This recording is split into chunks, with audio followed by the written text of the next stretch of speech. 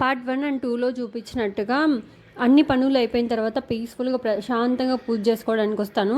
ఇంకే పనులు లేవు అన్నప్పుడు ప్రశాంతంగా అనిపిస్తుంది. నేను పూజ చేసుకోవడానికి ఏవో పెద్ద నియమాలు అలాంటివి ఏమీ పెట్టుకోను. జస్ట్ దీపం వెలిగించి అగరబత్తులు వెలిగిస్తాను అంతే. నాకు వచ్చినవేవో 2 పాటలు చదువుకుంటూ మొత్తం ఇల్లంతా అగరబత్తులు తిప్పేస్తాను అంతే. నాకు బాల్కనీలోనే చిన్న తులసి కోట ఉంది. ఈ మధ్య మా హస్బెండ్ తీసుకొచ్చారు.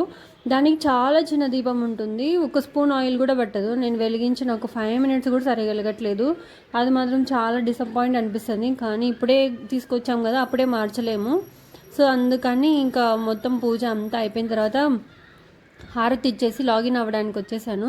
లాగిన్ అయ్యే ముందు ల్యాప్టాప్ని నీట్గా తుడిచేస్తాను అనమాట, దుమ్ము ఏం లేకుండా.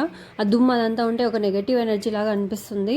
ఇంకా ఫ్రిడ్జ్లోనే గట్టి చట్నీ చేసి పెట్టుకుంటాను. అప్పుడు వాటర్ వేసి కొంచెం కలిపి మామూలుగా చట్నీ లాగా చేసేస్తాను అంతే.